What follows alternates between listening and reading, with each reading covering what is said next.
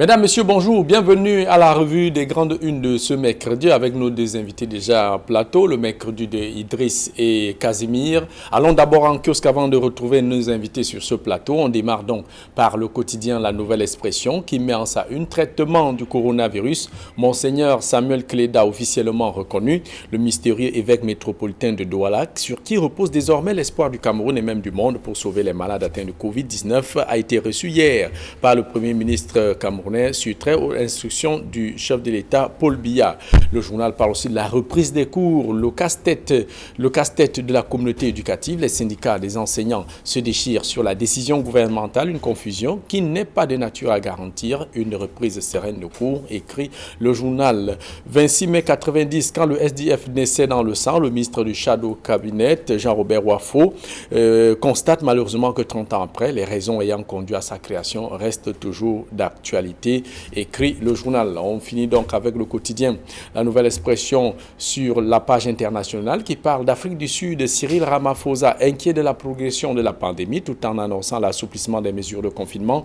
Le président sud-africain Cyril Ramaphosa a fait savoir que l'épidémie du coronavirus dans son pays allait s'aggraver avant de s'améliorer, écrit le quotidien La Nouvelle Expression. Le quotidien Mutation met en sa une train de vie, l'arrêt de Covid-19, train de vie, l'arrêt de Covid-19, écrit donc le quotidien Mutation. Et justement à propos, le journal indique que les effets de la pandémie sur l'activité économique commandent un resserrement de la dépense publique. Empruntons le chemin. Le journal pose donc la question que vous lirez en page 9. Le journal fait aussi allusion à cette dotation de 4 milliards de francs CFA accordée aux députés nouvellement élus, qui fait d'ailleurs débat dans un moment où les malades de Covid-19 manquent des kits de prise en charge. La question est donc sur la toile, les choux gras de la presse. Le Mutation parle aussi d'audience chez le PM. L'étoile de Monseigneur Cléda brille, parlant ainsi de ce prélat qui dit avoir mis sur pied cette potion traditionnelle qui permet de guérir, qui a d'ailleurs déjà guéri plus de 1500 personnes, comme l'a d'ailleurs indiqué à plusieurs reprises Monseigneur Samuel Cléda. Toujours dans les colonnes de Mutation, le journal parle aussi autour de coronavirus, cette brouille entre le préfet du Mayo-Bagno, Charles Gall, et le Lamido sénateur Mohamed Gabdo, le préfet du Mayo-Bagno, qui s'indigne que le sénateur ait ouvert les mosquées, et le préfet d'ailleurs s'en étonnait avec colère. Ce monsieur a détruit tout ce que nous avons effectué depuis le mois de février. Toujours dans les colonnes du quotidien Mutation, le quotidien Mutation parle aussi de la reprise des cours. Laurent Serge Etoundingwa, le ministre de l'Éducation de base, qui dit que le gouvernement doit veiller à ce qu'il y ait le minimum de ce qu'on demande, à savoir les mesures à prendre, les mesures barrières à faire respecter dans les différents établissements scolaires qui sont appelés à reprendre la rentrée du troisième trimestre dès le lundi 1er juin. Voilà pour ce qui est donc du quotidien Mutation. Le quotidien Le Messager met en sa une bataille pour l'alternance mort programmée du SDF avec ce gros point d'interrogation entre parenthèses, entre erreurs stratégiques et soupçons de connivence avec le pouvoir. Le parti qui célèbre son trentenaire fait face à la montée de nouvelles formations politiques qui piochent dans ses anciens bastions. Le journal parle aussi de l'affaire Citrafer contre Camrail, l'audience reportée au 22 juin. On se rappelle qu'il y a cette bataille entre Citrafer et la Camrail au sujet de nombreux marchés et d'autres des factures impayées, ce qui a d'ailleurs conduit à la faillite de Citrafer. Le journal parle aussi de la filière avicole à bout de souffle, des pertes évaluées à des centaines de milliards de francs CFA des aviculteurs aux abois, face à la crise sanitaire qui s'enlise. On se rappelle qu'en moins de 5 ans, c'est la deuxième fois que le secteur avicole est ainsi touché de plein fouet. Il y avait eu d'ailleurs cette première crise sur la grippe aviaire qui avait pratiquement décimé le secteur avicole. Le journal Émergence, lutte contre coronavirus, immersion dans les centres de prise en charge. Vivez le chemin de croix des patients. C'est dans cette réalité que vous amène le journal Émergence. Allez découvrir donc Et puis le journal par gestion de coronavirus, les avantages des députés divisent, faisant allusion à cette dotation de 4 milliards de francs CFA pour les primes et véhicules de fonction alloués aux députés nouvellement élus. Le journal L'Œil du Sahel parle de l'université de Ngaoundéré. Les étudiants entendent la réponse de Paul Biya. Ngaoundéré, national numéro 1, de nouveau coupé. Photocall d'un militaire tombe sur le champ d'honneur à Souéram. Le journal Repère parle du décès de Simon Meyanga. Le DG de la CNPS, Musel Repère. Le journal Repère. En tout cas, vous lirez cet article de la page 8 à la page 9 du journal Repère. Cameroun Tribune, traitement de Monseigneur Samuel Keda contre Covid-19. Le soutien du gouvernement sur l'instruction du président de la République au premier ministre chef du gouvernement, Joseph Diongouté, s'est entretenu hier avec l'archevêque de Douala sur les modalités de l'accompagnement de son action. Le quotidien de l'économie, Assemblée nationale, les milliards qui fâchent alors que le Cameroun fait face à la pandémie de Covid-19. Le ministre des Finances, Paul Motazé, vient d'autoriser le déblocage de plus de 4 milliards de francs CFA pour les primes, l'achat des véhicules de fonction et d'équipements divers aux députés nouvellement élus. Une décision qui a provoqué une vague d'indignation dans l'opinion. Voilà ce qu'on peut retenir, l'essentiel de la revue de presse des journaux parus ce matin. Place à présent avec nos deux invités du mercredi, Idriss et Casimir, qui sont déjà en plateau. Idriss Lissom, bonjour et bienvenue à la revue des Grandes Unes. Bonjour Jean-Paul, bonjour à tous les téléspectateurs. Un bonjour particulier à tous les enseignants qui sont là. Certains qui se disent que lundi, ils ne feront pas le déplacement et d'autres qui se disent qu'il faut faire le déplacement. Et entre-temps, on a les parents d'élèves, les enfants des parents d'élèves qui sont muettes, comme si cela concernait les enfants des anges et tout. Et entre-temps, on a le gouvernement qui dit qu'il n'y a pas le moyen. Et pendant ce temps, 4 milliards se baladant en haut, à gauche ou à droite. Donc, je pense qu'on va y revenir. Donc, je salue tous ces enseignants ce matin et un clin d'œil à tous les 180 députés. En tout cas, soyez la bienvenue, Idriss. Je vois constate quand même que vous êtes sorti du Ramadan tout requinquant là. Ah, Dieu merci. Si vous le constatez, c'est tant mieux. Dieu merci. Je dois veiller sur mes invités, M. Idriss Lissom. Casimir Désiré Tagne, directeur de publication du journal Le Jeune Enquêteur, journaliste d'investigation. Merci. Bonjour et bienvenue à la revue des Grandes Unes, évidemment avec l'actualité qui vous a marqué. Non, je voudrais tout simplement dire bonjour à mes frères et sœurs Banjoun qui se demandent qu'est-ce qu'on fait finalement des obsèques du patriarche Victor. En passant, on a vu les dessous de l'affaire. Oui, le jeune enquêteur a suffisamment épilogué sur les dessous de l'élection. Bon, en tout cas, vous étant en Banjoun, vous n'avez pas besoin d'enquêter, ça se passe devant vous. Donc, dans tous les cas, mais déjà, je voudrais annoncer que les obsèques du patriarche sont programmées pour le 18 juin prochain. Ce sera dans 3 semaines. Et d'ores et déjà, une réunion préparatoire pour ces obsèques-là est convoquée pour ce vendredi par le président de la section RDPC du Konki Nord, qui n'est autre que l'honorable Albert Kounchier, qui est député de la Nation. Donc, déjà, je voudrais inviter les gens à être de plein pied dans les préparations de ces obsèques par une réunion préparatoire, parce que les obsèques sont programmées dans 3 semaines. Alors, Idriss, on commence avec vous, la reprise, le quotidien, la nouvelle expression et mutation qui sont revenus abondamment sur cette reprise que d'aucuns parlent d'hypothétique pour lundi. Le gouvernement reste campé sur sa position, c'est le 1er juin. Les syndicats qui disent n'avoir pas été consultés et ils redoutent que le retour sur le chemin de l'école, ou le retour à l'école, soit au regard de la vague de contamination, du nombre de contaminés que le Cameroun enregistre, que ce soit une véritable menace pour les enfants. Oui, en fait, Jean-Paul, ça ne pourrait pas être autrement.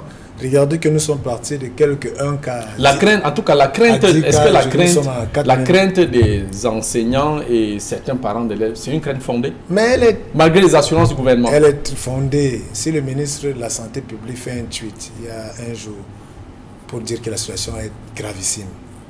Parce qu'il faut dire, parce que les gens ne le savent pas, le ministre de la Santé publique n'est pas le chef du gouvernement, n'est pas le président de la République, il est un ministre sectoriel dans son domaine et qui doit pouvoir donner l'information. Et il ne fait que préciser, quand la pandémie est passée à une situation communautaire, il a dit nous sommes passés à une situation communautaire, faites très attention. Maintenant, donnez les détails. Maintenant, il dit la situation est encore plus grave. Mais c'est le ministre de la Santé qui suit cette affaire au quotidien, de près, avec les centres pilotes qui ont été créés dans toutes les régions. Il nous dit que la situation est gravissime, qu'il faut prendre encore plus de mesures. moi, parent, ayant un enfant qui fait le CM2, ou bien qui prépare le CEP, ou bien le First School Living Certificate, ou bien un enfant qui présente le DCI, ou qui prépare le BPC, le probatoire ou le baccalauréat, comment je ne veux pas être inquiet? Mais puisque nous sommes passés... C'est la voie autorisée. De 1 cas à 10, à 100, à 1000, à plus de 4 000, à 5 000 aujourd'hui. Donc, ça veut dire que nous sommes dans une situation où la situation est critique et gravissime. Et entre-temps, comment le parent ne va pas être inquiet, Jean-Paul, lorsque nous allons nous retrouver dans une situation où les chefs d'établissement disent qu'ils ne peuvent pas désinfecter. On a demandé aux communes, puisqu'on parle de la décentralisation de la riposte, on a demandé aux communes d'aider à désinfecter les établissements scolaires. Aujourd'hui, est-ce que tous les établissements scolaires sont-ils désinfectés? Point d'interrogation. Est-ce que les établissements scolaires seront désinfectés tous les soirs? Parce qu'il ne faut pas seulement désinfecter dimanche ou bien lundi matin et aller se reposer. Non. Il faudrait mettre des mécanismes pour désinfecter pendant un mois et demi ou les 2 mois. Parce que juin et juillet, parce qu'il y aura des examens. Voilà, 2 mois. Donc, quel dispositif a été pris pour que, disposition prise pour que désormais, on puisse désinfecter chaque jour, en fin de journée, les établissements scolaires. Parce que cela doit être fait. Et entre-temps, les communes vous regardent et vous disent qu'on nous dit de faire, ou est-ce qu'on va prendre les moyens? Il y a des communes qui sont à 4 mois, 3 mois, 5 mois d'arrivée de salaire, qui sont dans une situation critique avec les nouveaux maires qui sont arrivés avec tout ce que cela comporte. Donc vous imaginez, nous sommes toujours dans un pays où on est toujours dans un carcan, dans un imbroglio. Mais la vérité est que il faut que les enfants aillent à l'école et finissent l'année, puisqu'en fait, il ne reste qu'un mois de classe. Quand on décide d'arrêter les cours le 18 mars, on est à 1 semaine des congés du 2e trimestre, parce que les élèves ont entamé la dernière séquence. Tout à fait. Donc pour dire qu'en fait, il reste un mois de classe, c'est ça qu'on veut rattraper, et on a décidé que ce sont seulement les cas d'examen. Maintenant, les mécanismes, la méthodologie, l'attitude à adopter pour faciliter cela, tous les corps se rétractent. Finalement, le parent reste seul au milieu du quartier, à la maison avec son enfant. Il va se poser la question, doit-il aller? Et on a des parents aujourd'hui qui ont dit que les enfants n'iront pas à l'école, comme on a d'autres qui vont laisser partir les enfants à l'école, mais à quel risque? Certains qui se disent que même si on ne devrait pas faire comme si tous les enfants qui vont aller à l'école, tous vont réussir, iront en classe supérieure. Donc certains préfèrent garder leurs enfants en maison vivant que de les envoyer à l'école et qu'ils ramènent la maladie à la maison. Casimir Désiré Tagne, est-ce que face à cette situation, on a par exemple le président philippin, Georges Duterte, qui dans un pays qui compte 25 millions d'élèves, a décidé que tant qu'on ne trouve pas le vaccin, aucun élève sur le chemin de l'école. Est-ce que, entre ce que fait le gouvernement camerounais et cette décision que prend le président philippin, président philippin exagère-t-il, ou alors c'est le gouvernement camerounais qui fait mieux malgré les assurances qui sont données et que les syndicats des enseignants ne constatent pas la véracité des faits sur le terrain? Mais Jean-Paul, vous faites comme si vous ne savez pas qui est nos meilleurs maîtres. Nos meilleurs maîtres ne sont pas les Philippins. Donc le président des Philippines ne peut pas nous être très serviable à ce niveau, même s'il on ne peut pas s'inspirer de ça. Même s'il prend les meilleures décisions. Le Cameroun a ses maîtres, le Cameroun a ses exemples qui a le meilleur, c'est la France. Vous le savez. Et comme la France a ordonné le déconfinement, le Cameroun aussi. Le Cameroun automatiquement suit. Mais il faut se dire que le Cameroun était dans un dilemme.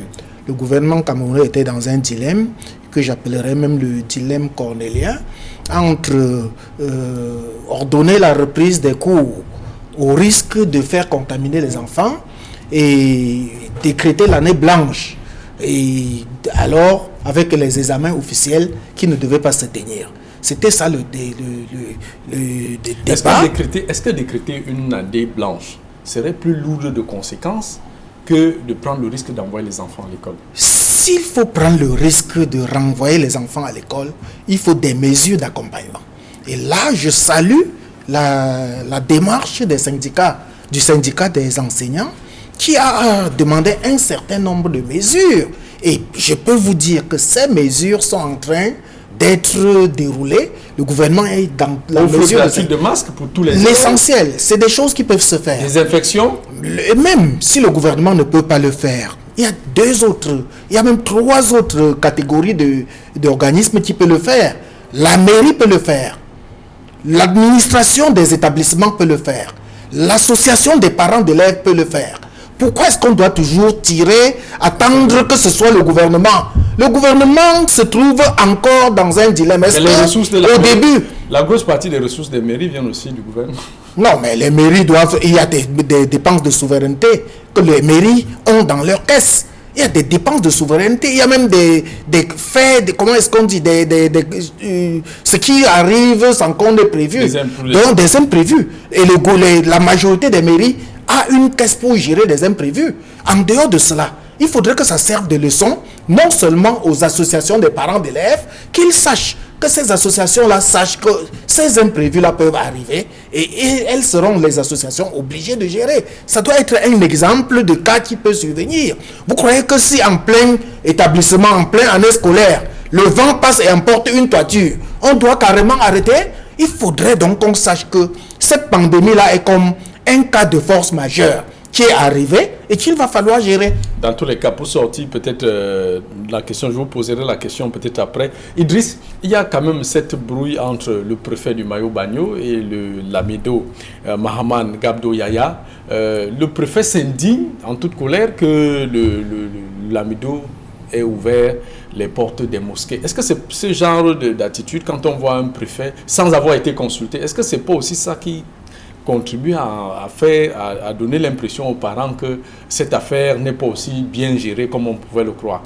En fait, ce sont des dérapages qui font de telle sorte qu'à la fin, les populations que nous sommes, on commence à se poser la question pour se dire, mais cette affaire-là, est-ce vraiment sérieuse? Parce que ne vous regardez pas seulement Bagno, avec ce qui s'est passé avec la célébration, avec la fin du Ramadan et tout ça. Mais regardez, allez dans tous les départements avec tout ce qui s'est fait, dans toutes les approches. Ceux qui profitent de la pandémie pour se faire le malin, détourner telle ou telle chose. Ceux qui profitent de la pandémie pour se faire encore les poches. Ceux qui profitent pour indexer tel fait. En fait, tout ce qui s'est fait le bisbille autour de quelque chose de très grave fait qu'en fin de compte, les concernés même, qui sont exposés et qui peuvent être les victimes, regardez ça et se disent, ben, si les autres là, ils ne s'entendent pas vraiment cette affaire, ben, peut-être qu'ils nous mènent en bateau. En fait, c'est ça qui est la question. Moi, je dis c'est très grave. C'est juste une matérialisation du fait qu'il faut toujours de la concertation. Il n'est quand même pas normal que le préfet du Mayo-Bagno, que le sénateur ne puisse pas informer le préfet que par rapport à ceci, on a pris des mesures spéciales, parce qu'on sait quand même que le Lamido a une main mise sur la communauté et peut, justement, avec toute la capacité qu'il a et son armée, entre guillemets, ces soldats qui sont là. On a vu dans le littoral, le gouverneur a autorisé, mais en déployant dans certains lieux de culte des forces de maintien de l'ordre qui ont veillé à ce qu'il y ait le respect des distanciations sociales. C'est juste une question de dialogue et de concertation. Tout simplement. Mais vous savez, vous connaissez la grande affaire de Mayo-Bagno. On s'est dit quand même que le sénateur il n'y a pas eu souvent cette réputation. Bon, qu'est-ce qui a poussé? Est-ce que ça se passe ainsi? Je ne sais pas. Est-ce qu'il y a un bruit entre le sénateur et le préfet? Je n'en sais rien. Donc, c'est tout simplement... Ça peut arriver, mais qu'on ne s'attarde pas là-dessus. Mais moi, je vais finir pour dire tout simplement que concernant la reprise lundi, je finis par là. J'invite les associations des parents d'élèves à jouer véritablement leur rôle. Les associations des parents d'élèves ont encore de l'argent dans leur caisse. Elles ne vont pas dire que l'argent est terminé. Ça, il ne faut pas le dire. Et en plus, les associations des parents d'élèves doivent offrir des masques et des gels hydroalcooliques à tous les élèves. Surtout que ce ne sont pas tous les élèves qui reprennent, c'est les classes d'examen. Donc c'est maîtrisable. Vraiment, il ne faut pas que le gens... Casimir disait tantôt qu'on va perdre de temps. Il y a des fonds encore dans les associations des parents d'élèves, dans les APE. Il y a des fonds qui sont là.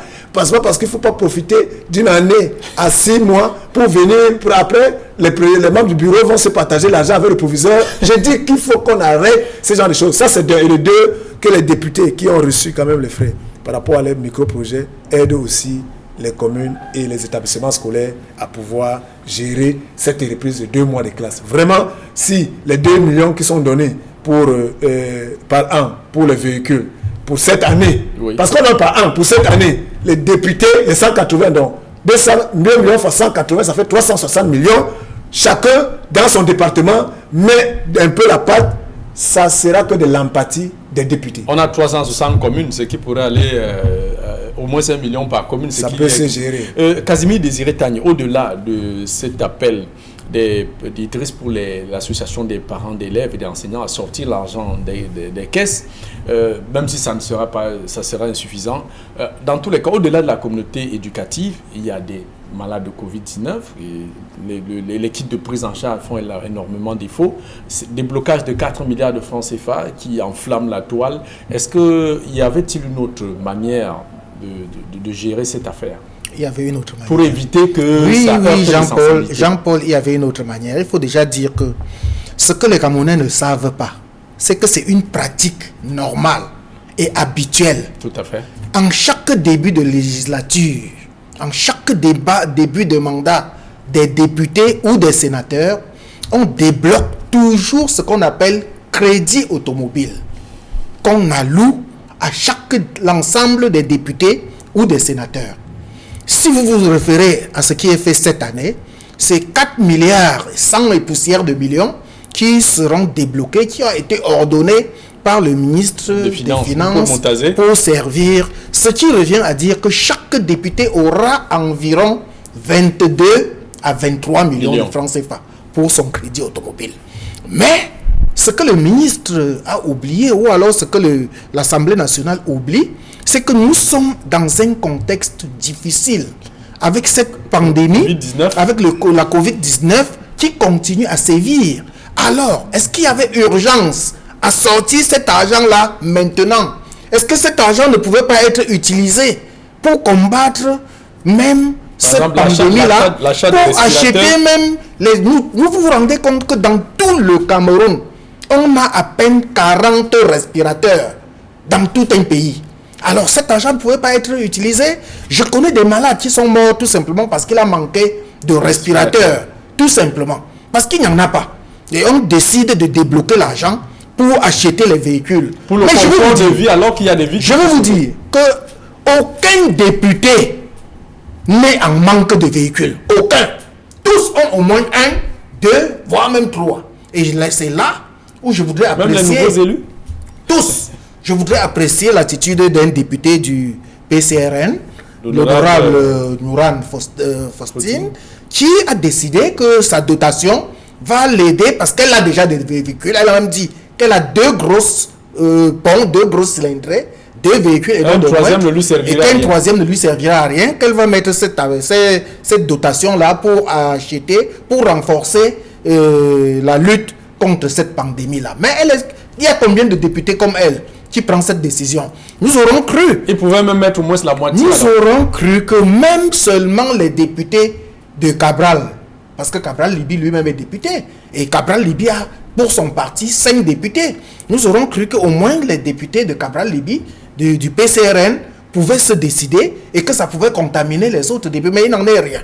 Il n'en est rien. Et je me demande bien si l'attitude, la décision de Nouran ne sera pas simplement une goutte d'eau. Ils auraient pu faire 500 millions, ça ferait quand même 25 millions. Ils pouvaient le faire. D'autres députés pouvaient suivre. Et puis, j'ai l'impression, Idriss a dit quelque chose tout à l'heure, j'ai l'impression que ça n'a pas attiré l'attention des téléspectateurs. Il a dit que les micro-projets que les députés ont, qu'ils utilisent au moins cela pour acheter les masques et distribuer aux élèves qui reprennent l'école le 1er juin. Je crois plutôt que sur les 25 millions que chacun des députés va recevoir, qu'ils prennent au moins la moitié pour aider sa communauté et la communauté éducative de son coin et autres à lutter contre cette pandémie-là. Sinon, ce serait la mort commune, la mort communale. Ça va dévaster pratiquement. Parce que imaginez que vous envoyez l'enfant acquérir le savoir, il part plutôt acquérir la mort pour venir distribuer à la maison. Idriss? Oui, moi je voudrais tout simplement dire que en fait, nous sommes là face à une situation, Jean-Paul, de déficit de communication. Vous savez, là, tout le monde s'indigne du fait que 4 milliards, Casimir a dit, c'est quelque chose de normal. Mais pourquoi est-ce que les gens sont-ils au courant de ce que les ministres ont? Les gens sont-ils au courant de ce que le Premier ministre a comme avantage? Et généralement, on ne communique pas dessus. Oui, attendez, j'arrive. Les gens sont-ils au courant de ce que les directeurs généraux ont? Les salaires de 23 millions. Voilà. Non, mais donc pour dire que il ne faut pas qu'on s'attarde. Parce que les Camerounais ont une mauvaise habitude aujourd'hui de s'attarder sur les gros chiffres qu'ils voient comme si le milliard, c'est beaucoup, c'est vrai, mais ce n'est pas ça. Ça veut dire que déjà, les 4 milliards, c'est une attitude. Le ministre des Finances est dans son rôle, il fait son job comme cela se doit. Ce n'est pas de sa faute. Ce n'est pas à lui. C'est régalien et il fallait le faire. Dès qu'il y a la disponibilité, il le fait. Ça, c'est dingue. Maintenant, l'utilisation, moi, je pense que les gens, au lieu de crier arrêt sur le bonnet, de commencer à crier que 4 milliards, on a sorti. Non, c'est tout à fait. C'est nos députés que nous avons élus. C'est à eux, à nous de leur dire, c'est vrai, il faut des véhicules pour quitter de tel arrondissement à tel, pour venir nous faire les comptes rendus parlementaires, pour quitter tout ça. Mais du contexte. Tout à fait, c'est ça que je dis que, mais, vraiment, vu la situation, on a des urgences en crise sanitaire. Vous-même, vous voyez que, voilà, les écoles, il n'y a pas ceci, il n'y a pas ça pour faire. Donc, en fait, c'est pour ça que quand la députée 2.0, Nourane, elle a dit, mais les autres peuvent le faire. Mais c'est un choix. C'est à nous maintenant, les électeurs, de sanctionner ces députés qui vont prendre cet argent et faire comme s'ils n'ont rien pris. Ça les regarde, c'est une chose. Mais c'est encore à nous de vérifier qu'il y a des gens ici qui ont des avantages, qui ne font rien, même pour leur quartier, même pour aménager, pour faire le truc par rapport à ceux qui sont là, qui n'arrivent même pas à avoir un cache-nez. Parce qu'il y en a dans ce pays qui n'ont même pas de cache-nez. Tout à fait. Il y en a qui ne peuvent même pas, qui depuis que la crise a commencé, n'arrivent même pas à faire manger, tous les jours. Il y en a. Mais alors, entre-temps, ceux qui sont supposés être nos représentants, on n'a pas le choix. Donc même les députés qui s'offusquent, qui crient là que pourquoi. Non, mais on ne peut que vous regarder parce que vous êtes nos représentants, on dit représentants du peuple. Mais si vous vivez bien, cela ne veut pas que vous soyez des députés mendiants. Des députés qui marchent sur les bains, ok, parce que la voiture c'est un outil de travail. Tout à fait. Ce n'est pas un outil maintenant, mais pensez à ceux qui souffrent. Et je dis que, comme les Camerounais regardent les avantages des députés, qu'ils regardent les avantages des ministres, des DG et de tous les autres, parce qu'il y en a plein qui ont des avantages qui sont cachés et qui font comme si, parce qu'on n'a pas de 4 milliards, non, vraiment les députés, mais les députés, non. Ils sont nombreux. Idriss, il faut que j'interpelle le gouvernement. Il y a des pays comme le Rwanda qui n'ont même pas encore atteint le chiffre de 10 morts, où on a décidé que le salaire des ministres va être viré pour lutter contre cette pandémie. Même au Burkina, on l'a vu. On a décidé que le président de la République personnellement a viré ces 6 prochains mois de salaire à la lutte contre cette pandémie. Au Burkina Faso aussi. Au Burkina Faso, on en a décidé. Il y a des pays qui n'ont pas. Et rendez-vous compte, aujourd'hui, le Cameroun est pratiquement le premier pays au monde à avoir le plus grand chiffre de contamination journalier. Pratiquement. Et on est à presque 22%. Notre suivant est à environ 10%. Donc ça veut dire que nous sommes très loin au peloton de tête. Et c'est à ce moment qu'on décide de relâcher tout. On ne fait plus rien. Les ministres, comme tu dis, les gouverneurs, les DG et autres s'enrichissent. Et quand bien même il faut passer un marché sur la pandémie, on gonfle les chiffres davantage. C'est qui est bien pour que ce soit une clique qui continue à enrichir sur le dos du pauvre Camerounais pendant cette pandémie. Les thermoflash qui coûtent sensiblement 30 000 sont facturés à 150 000 la pièce. On sort de ce sujet pour parler du SDF. Idriss Lissom, le SDF 30 ans après. Oh, fantastique. Moi, je tire un coup de chapeau. Et puis il y a le quotidien de chapeau au SDF. Hein, Jean-Paul, vous savez, quand vous êtes dans un environnement camerounais, résister 30 ans avec tout ce que nous savons, je vous assure, vous riez, Jean-Paul, mais je vous dis, il faut tirer un coup de chapeau au SDF. Parce que le SDF, dans les années 90, quand l'Union pour le changement avait mis la machine en marche, l'Union pour le changement, c'est un ensemble de partis politiques. Tout à fait. On a vu plusieurs de ces partis politiques qui étaient avec le SDF dans la bagarre, qui sont allés notamment dans le RDPC pour casser le combat de changement. On a vu plusieurs qui étaient là, qui soutenaient le chairman et tout cela, qui se sont relevés, qui sont allés de l'autre côté. On a vu plusieurs qui aujourd'hui disent que le SDF est vendu. Pourtant, le SDF n'a jamais bougé. Disent que le SDF a fait ceci. Pourtant, eux, ils sont même allés sans coquiner avec le RDPC. Je dis fantastique au SDF. Et le problème du SDF, c'est quoi? C'est le problème de tous les Camerounais. Les Camerounais sont comme tous ceux qui vont dans les églises réveillés. Ça veut dire que ils veulent le miracle. Vous savez, dans les églises, ils vont dire qu'un miracle va produire le prophète qui est là, ou bien le Dieu vous dit que oui, vous allez avoir l'enfant, vous allez faire ceci. Les Camerounais, ces Camerounais qui vont dans ces églises réveillées là, ils ne regardent pas comment ils vivent. Si ils sont des jaloux, si eux-mêmes ils ont tué les enfants, si eux-mêmes ils ont les filles qui ont fait les avortements, et eux veulent les enfants. Mais eux se disent que bon, comme il y a un sauveur qui est là, qui est l'apôtre, il vient l'apôtre va poser les mains sur moi, je vais avoir l'enfant. Donc les Camerounais ne veulent pas faire des efforts pour que le changement arrive. Ils veulent que le SDF qui était depuis les années 90, ce parti politique qui doit venir faire le changement, c'est le SDF, c'est le chairman et tout le SDF qui doit se sacrifier. Et les Camerounais, eux, ils sont dans les dirigeants, ils se la coulent douce et un matin, les choses vont passer. Donc c'est cette attitude-là qui fait qu'aujourd'hui, le SDF subit cela 30 ans après. Parce qu'on a mis la machine pour fragiliser le SDF. Ça, il faut le reconnaître. Et ce qui se vit chez le SDF va se vivre ailleurs. Mais regardez seulement les autres partis. Combien, 30 ans après, sont au niveau même du SDF avec tout ce qu'on a mis comme mécanisme. C'est pour ça qu'il faut tirer un coup de chapeau au SDF. D'autres restent de nom. Casimir Désiré Tagna, il faut indiquer que le ministre du Shadow Cabinet, Jean-Robert Wafo, qui a commis d'ailleurs une tribune dans le quotidien La Nouvelle Expression, est revenu sur les bons points du SDF, à savoir la liberté d'expression, les urnes transparentes, les fonds des listes électorales, introduction de la biométrie, mise sur pied du Sénat et du Conseil constitutionnel, qui sont autant de combats remportés grâce au concours du SDF. Au-delà de tout ça, est-ce que sur les points des échecs quand même, le SDF a connu un certain nombre d'échecs sur le plan électoral? Le SDF n'a pas pu s'en sortir à certaines élections. C'est vrai, il y a eu la fraude électorale et tout ce que l'on connaît. Est-ce que aussi l'alternance à la tête de ce parti n'a pas posé quand même problème? 30 ans à la tête du SDF, est-ce qu'il n'était pas temps pour Ni John Fundi de préparer les meilleures conditions d'alternance et passer la main à quelqu'un d'autre? Peut-être pas maintenant, bien avant. Jean-Paul, figurez-vous, nous sommes le 27 mai 2020. Hier était le 26 mai, qui était la date anniversaire du 30e anniversaire de la création de ce parti-là. Il n'y a absolument rien eu sur l'étendue du territoire. D'aucuns ont prétendu que c'est parce que nous sommes en période de pandémie, où toutes les manifestations sont interdites, et c'est pour cela que le SDF n'a pas programmé quelque chose. Mais même pas une petite conférence de presse pour dresser le bilan. Le communiqué que la nouvelle expression, justement, c'est à cela que je suis en train d'arriver, Idriss. Mais ça a été le seul, mais c'est son devoir. Le seul acte, la seule action posée par le parti. Qui est même fort. Mais où sont passés les honorables Jean-Michel Nietzsche? Où sont passés les Joshua aussi? Où est passé Ni John Fundi? Posez-vous déjà la question. Ni John Fundi qui...